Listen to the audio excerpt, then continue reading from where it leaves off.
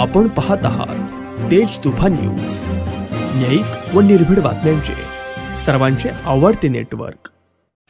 अवसरी आणि कान्हूर मेसाई गावामध्ये प्राध्यापक सुरेखाताई निघोट यांच्या प्रचार रथाचा शुभारंभ करण्यात आलाय।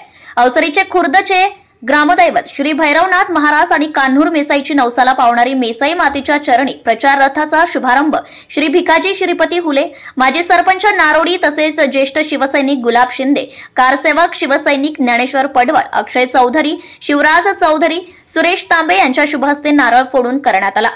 शिवसैनिक असलेल्या परंतु आंबेगाव विधानसभामध्ये अपक्ष उभे राहून अंगठी चिन्हावर लढत असलेल्या अपक्ष प्राध्यापक सुरेखाताई अनिल निघोट यांच्या प्रचार रथाचा शुभारंभ केलाय।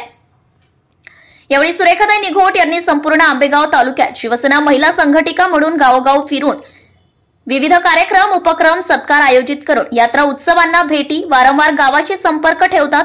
सामान्य माणसांसाठी रात्री अपरात्री कधीही फोन आला तरी मदतीस धावून येत आहेत।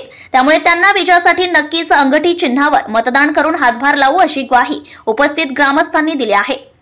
यावेळी सुरेखाताई निघोट यांनी प्रत्यक्ष अवसरी आमचे सर्वात जास्त नातेवाईक असलेले गाव असून सर्वांनी आपल्या सामान्य घरातील उमेदवार म्हणून अंगठी चिन्हावर मतदान करावे असे आवाहन केले।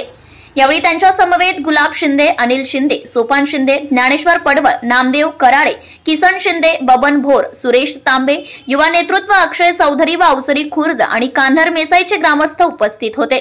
ब्युरो रिपोर्ट तेज तुफान news, Pabal, Shirur, Pune. Subscribe now and press the bell icon. Never miss an update.